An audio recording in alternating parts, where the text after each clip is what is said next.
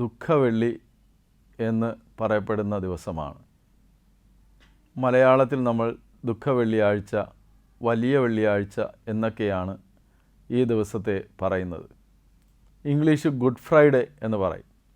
നല്ല വെള്ളിയാഴ്ച. നല്ലവനായവൻ ഈ ലോകത്തിനു വേണ്ടി നൽകപ്പെട്ട ദിവസമാണ്. അപ്പോസ്തലനായ വിശുദ്ധ പൗലോസ് കൊരിന്ത് സഭയ്ക്ക് എഴുതിയ 1-ാം ലേഖനം 1-ാം അധ്യായം 18-ാമത്തെ വാക്യത്തിൽ നാം ഇങ്ങനെ വായിക്കുന്നു: ക്രൂശിൻ്റെ വചനം നശിച്ചു പോകുന്നവർക്ക് ഭോഷത്വവും രക്ഷിക്കപ്പെടുന്ന നമുക്ക് ദൈവശക്തിയും ആകുന്നു. ക്രൂശ് എന്നത് ദൈവശക്തിയാണ്. ശക്തിയുടെ അടയാളമായിട്ടാണ് അപ്പോസ്തലൻ അതിനെ അവിടെ കാണിക്കുന്നത്.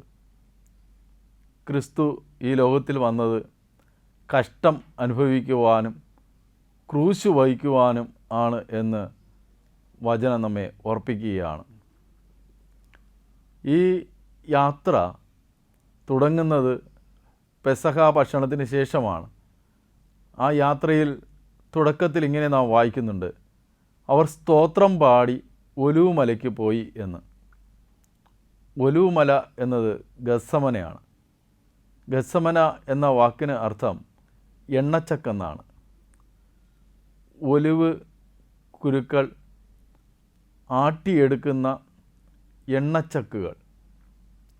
എണ്ണച്ചക്കിൽ ഒരു എണ്ണക്കുരു ആട്ടിയെടുക്കുമ്പോൾ അത് ചതയപ്പെടുകയാണ്. അത് ഒന്നിനും കൊള്ളാത്തതായി തീരുകയാണ്. മുഴുവനായി അതതിൽ ആ ചക്കിൽ ആട്ടുന്ന പ്രക്രിയയിൽ ആയിത്തീരുകയാണ്. അങ്ങനെ ആയിത്തീരുമ്പോഴാണ് അതിൽ നിന്ന് എണ്ണ നമുക്ക് ലഭിക്കുന്നത്.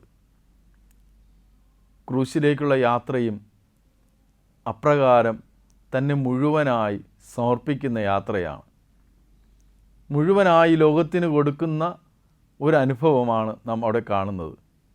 ഒന്നും മാറ്റിവെക്കാതെ എല്ലാം തൻ്റെ പിതാവിൻ്റെ ഹിതത്തിനൊത്തവണ്ണം കൊടുക്കുവാനായി ഒരുങ്ങുന്ന പുത്രനെയാണ് നാം ഇവിടെ ദർശിക്കുന്നത്.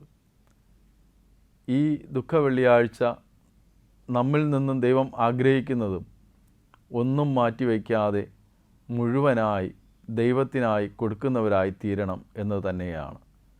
ഈ ഒരു സമർപ്പണമാണ് നമ്മിൽ നിന്നും ദൈവം ആഗ്രഹിക്കുന്നത്.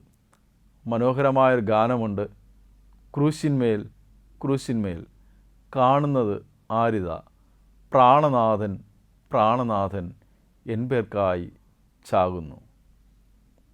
എൻ്റെയും നമ്മുടെ ഓരോരുത്തരുടെയും പേർക്കാണ് ഈ പ്രാണനാഥൻ ചാകുന്നത്. അതാണ് ക്രൂശിൻ്റെ ശക്തിയും. ആ ക്രൂശിനെ അനുഭവിക്കുവാൻ ഈ ദിനം ദൈവം നമ്മെ സഹായിക്കട്ടെ.